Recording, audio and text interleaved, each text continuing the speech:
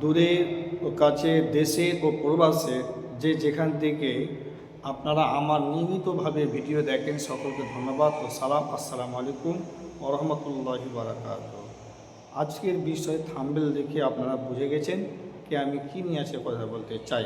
আপনারা দেখছেন শরীয়তের চিকিৎসা, মানে শরীয়তের দ্বারাই মানে টিপস এবং শরীয়তের দ্বারাই অসুস্থ শরীরকে ভালো করা, নিয়ম কানুন শৃঙ্খলা এখানে বলা হয়। তো যিনারা ফার্স্ট টাইম দেখছেন, প্রথমবার দেখছেন, আপনাদেরকে বলবো চ্যানেলটাকে আমার সাবস্ক্রাইব করে বেল আইকনটা অন করুন, আর পারলে গ্রুপে আপনারা একটু শেয়ার করে দিন যাতে অনেক মানুষ জানতে পারে। তো আসুন কথা বেশি না বলে মূল কথায় যাচ্ছি যে আজকে বর্তমানে প্রত্যেক পরিবারে কাউকে না কাউকে আমাশা হচ্ছে। হ্যাঁ, আমাশা আমরা যতটা বুঝি যে পায়খানার সাথে তরল জাতীয় সাদা টাইপের বের হয়। তো এর বের হওয়ার তার পূর্বে আমাদের শরীরে কী লক্ষণও দেখা দেয়, কী কারণে আমাদের শরীরের অনুভব হয় যে আমাদের আমাশা হচ্ছে। তো আসুন বলি যে আমাদের সর্বপ্রথম পায়খানায় যাওয়ার পূর্বে আমাদের পেট জ্বালা, মানে পেটে তলপেটে মানে মোচড় দেওয়া, তারপরে পেট কুন কুন কুন কুন করা, নাভির কাছে ঘর করা। তো মনে হচ্ছে কি এরকম সময় কী হয়, আপনাকে পায়খানাটা প্রেসার পড়ে। তো আপনাকে নিজেকে অনুভব আপনি করেন কি আমি মনে হয় বাথরুম গেলে মনে এতটি হাঁটবো, মানে এতটি পায়খানা করবো মনে হয় নিজেকে ফিলিংস। তো কী করি, পেট যখনই আমাদের পেট কুন কুন করে বা পেটে আমাদের জ্বালা যন্ত্রণা করে, তখন আমরা কোথাও না গেলে বাথরুমের দিকে আমরা ছুটি। তো বাথরুমে ছুটা মাত্রে বাথরুম মনে হচ্ছে অনেকটা পায়খানা আমরা করবো এরকম মনে হয়। তো আমরা যখন পায়খানা বাথরুমে তাড়াহুড়া করে আমরা যখন বাথরুমে যখন বসি, চুপ করে একটু পায়খানা চরপ টাইপের মনে হচ্ছে বেরিয়ে পড়ে। তো ওই পায়খানার সাথে যে চরপটা মানে সাদা সিরাপের মতন যেটা যে বের হলো, ওটাই হচ্ছে আমাশা। আমাশা কিন্তু আবার দুই ধরনের, একটা আবার সাদা আর একটা হচ্ছে কালচা, মানে রং মানে কালারিং আমাশা। কিন্তু সাদা আমাশাটা সবথেকে শরীরের ক্ষতিকর। মানে আপনার কি হয়, মাথা থেকে শরীর থেকে প্রায় প্রত্যেকটা অঙ্গ থেকে আপনার শরীরের যে ভিটামিনটা, ক্যালসিয়ামটা ওই পায়খানার দ্বারাই কিন্তু, যেটাকে আমরা আমাশা বলি, সেটা কিন্তু বেরিয়ে যায়। এটা যদি দিনে যদি 4-5 বার যদি আপনার যদি এরকম পরিস্থিতিতে হয়, তা আপনার শরীর কিন্তু দুর্বল হয়ে যায়, কমজোর লাগে, মানে উঠতে ইচ্ছা করবে না, বসে দাঁড়াতে ইচ্ছা করবে না, চলতে ইচ্ছা করবে না, এরকম মনে হয়, আর মনে হচ্ছে সবসময় শুয়ে থাকে। তো আমরা জানি কি আমাদের আমাশাটা কেন হয়, এটা কিন্তু আমরা কিন্তু কেউ জানি না। হ্যাঁ, আমরা হয়তো ভাবছি যে আমাশাটা একটা রোগ, অবশ্যই কিন্তু রোগটা কি মানে কোথা থেকে তৈরি হচ্ছে, কাহা থেকে আসছে, কী থেকে আমাদের শরীরে হচ্ছে। তো মেডিকেলের ভাষায় যেটা বলেছে, বেটা আমি যেটা অনুভব করেছি বা আমি যেটা জেনেছি বা পড়েছি, যে আমাদের মানে আমাশা হওয়ার মেন লক্ষণ, মেন কারণটা হচ্ছে সর্বপ্রথম 1 নম্বর যেটা উপরে 1 নম্বর যেটা রেখেছে কথাটা, সেটা হচ্ছে বিশুদ্ধ পানি পান না করার কারণ। বুঝতে পেরেছেন? মানে শুদ্ধ আপনাকে পানি পান করতে হবে।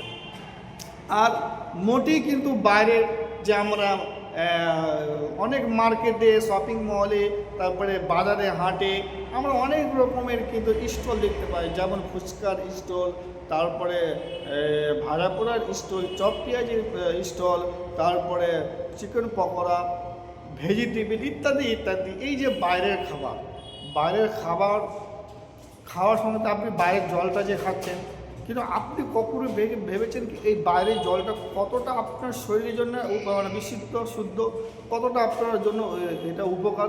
এখনও একবার আপনার কিন্তু আমরা ভাবেনি।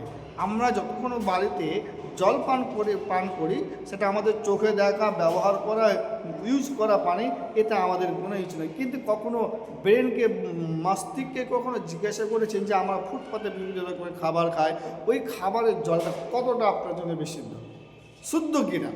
এই খাবারের জলটা শুদ্ধ না হওয়ার কারণে মূল যেটা কারণ হচ্ছে যে আমরা নোংরা পানি খাবার কারণে কিন্তু আমাদের এই নোংরা পানিতে জীবাণু থাকে। এই জীবাণুটা পেটের মধ্যে দীর্ঘক্ষণ পেটে জমে যায়।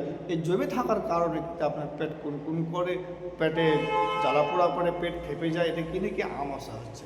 তো আপনাকে আমাশা ঠিক করার জন্য সর্বপ্রথম যেটা আপনাকে করতে হবে কি, আপনাকে নোংরা পানিকে ত্যাগ করতে হবে। এবার আসুন, আমরা ফুটপাতে নোংরা খাবার খাই।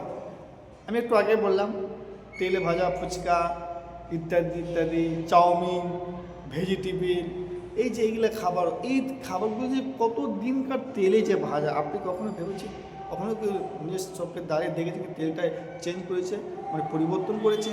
ওই তেলে শুধু মানে ভেজে চলে যাচ্ছে, ওই তেলে ভেজেছে। একটা তেল জীবাণু থেকে জীবাণু একটা ব্যাকটেরিয়া তৈরি হয়ে যায়। ওই তেল ভাজা আপনি খেলে তো আপনার তো আমাশা হবে। হ্যাঁ, আপনার বাইরের খাবার খেয়ে আপনার আমাশা তো তৈরি হবে। আর দ্বিতীয় কথা হচ্ছে, 3 নম্বর যেটা কথা, যে আমরা বাথরুমে যাওয়ার পরে এবং খাবার পূর্বে কিন্তু আমরা কিন্তু হাত ধুই না, সাবান দিয়ে কিন্তু আমরা হাত ধুই।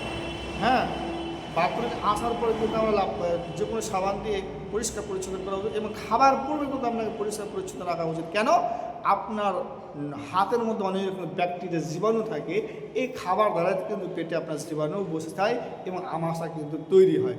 এবার আপনাকে খেয়াল করতে হবে যে যখন আপনি বাথরুম থেকে আসবেন, মাঠে হোক ঘাটের জায়গা থেকে আসুন না কেন, আপনার সর্বপ্রথম কী করতে হবে, সাবান দিয়ে হোক আপনাকে কিন্তু হাতটা পরিষ্কার করে নিতে ভালো হবে। যারা মাঠে ঘাটে পায়খানা বাথরুম করে গ্রাম এলাকায়, পল্লী গ্রামে, তাদেরকে বলবো আপনারা মাটি দিয়ে হাতটাকে ভালো করে 3 বার ধুয়ে ফেলুন, এটা আপনার হাত যে মধ্যে ব্যাকটেরিয়া চলে যাবে। হ্যাঁ, এবার কথা হচ্ছে যে আমাদেরকে 1 নম্বর হচ্ছে নোংরা পানি থেকে দূরে থাকতে হবে। 2 নম্বর কথা হচ্ছে তেলে ভাজা পোড়া থেকে আপনাকে দূরে থাকতে হবে। 3 নম্বর হচ্ছে কি, আমার খাবার পূর্বে এবং বাথরুমের পরে আমাদের শুদ্ধভাবে কিন্তু হাতটা কিন্তু আমাদেরকে ধুতে হবে। তাহলে কিন্তু আমাদের শরীরে জীবনে কোনোদিন আমাশা হবে না। হ্যাঁ, এবার আপনাকে বলি, আল্লাহ রাসূল সাল্লাল্লাহু তাআলা আলাইহি ওয়াসাল্লাম বলেছেন, পরিষ্কার পরিচ্ছন্নতা হচ্ছে ঈমানের অঙ্গ। আপনি খাবার পূর্বে এই গরম থেকে আসার পরে এই পরিষ্কার যে হাত ধুয়ে রাখবেন, এটা কিন্তু আল্লাহ রাসূলের সুন্নাত। তো আপনি যে কোনো খাবারই আপনি খান না কেন, হাত যখন ইউজ করবেন কমসে কম আপনি হাতটা ধুয়ে নিন।